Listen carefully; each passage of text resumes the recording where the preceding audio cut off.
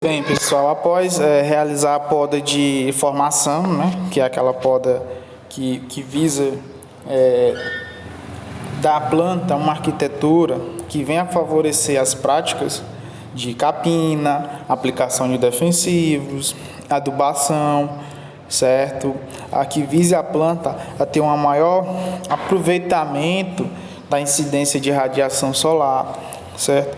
E ter uma maior cobertura na área de projeção da copa, certo? Assim, evitando o crescimento de algumas plantas daninhas, nós devemos fazer também a poda de limpeza, que é uma poda que visa a remoção de ramos doentes, praguejados, secos, né, debilitados, e sempre utilizar, após a retirada desses galhos, né, a pasta bordaleza ali no local onde se foi retirado. E só lembrando que essa poda deve ser realizada com uma serrinha de poda, certo? Com a tesoura de poda, certo? Que venha a causar um maior dano à planta, certo? Com relação às pragas, né? Aí nós temos a ocorrência das principais pragas da cultura da acerola. Dentre elas nós temos o pulgão, certo? Só lembrando que o pulgão associado com a cochonilha podem promover a ocorrência de fumagina, né?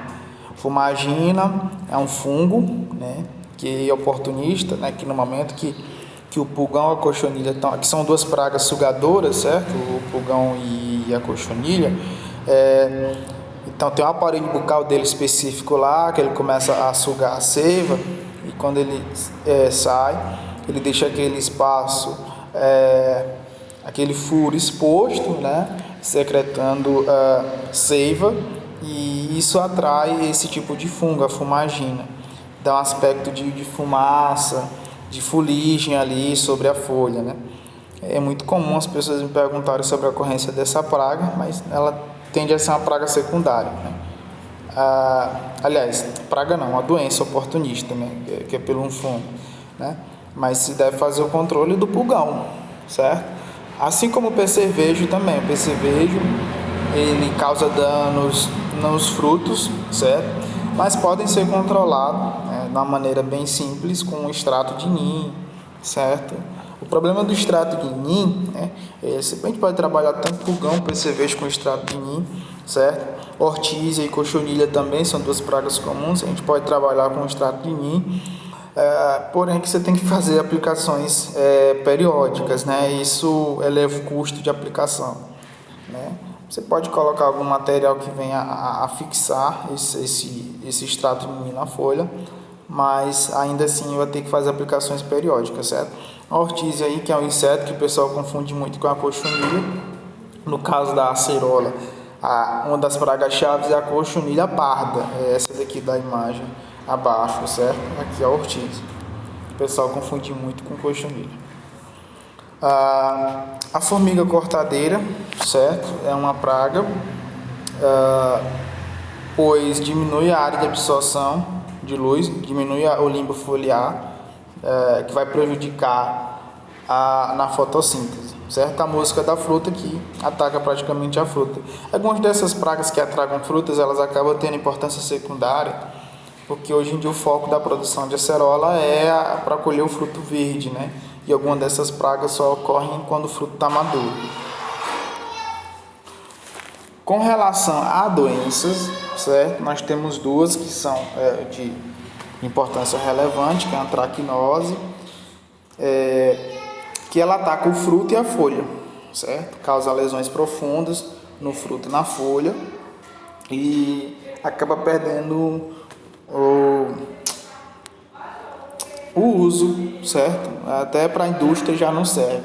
Então lá na pós-colheita, lá no packing house, é feita a seleção dos frutos, e esses frutos atacados por antracnose e cercosporiose, eles são eliminados. Com relação à colheita, né, a colheita pode ocorrer de 2 a 3 vezes por semana, sempre no período da manhã, no período mais frio, certo? Utilizando todo o EPI necessário, né? preciso nem dizer o quanto é irritante o contato da pele com a folha da acerola, certo? Então tem que utilizar o EPI.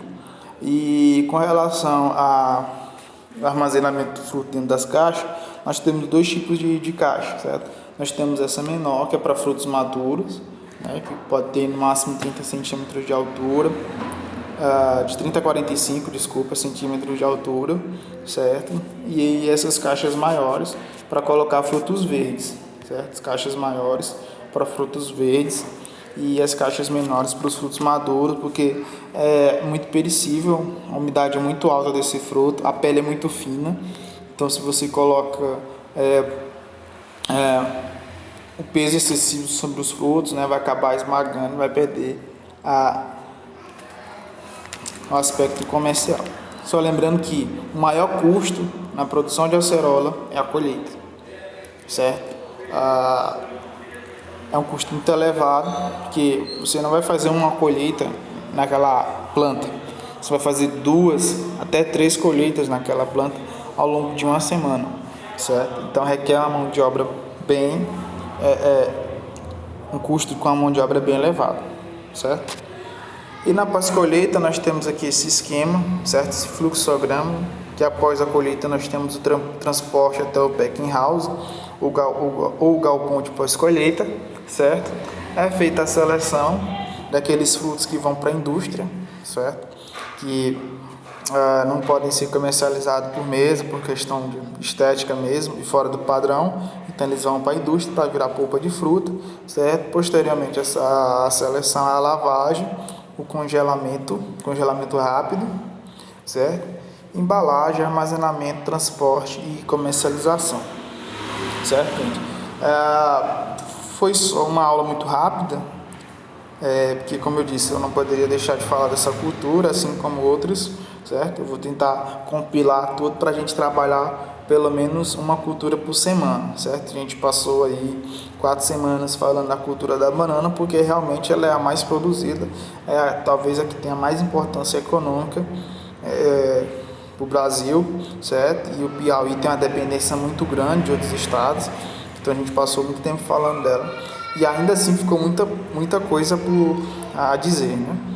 Pois bem, na próxima semana a gente vai retornar com a cultura do mamão.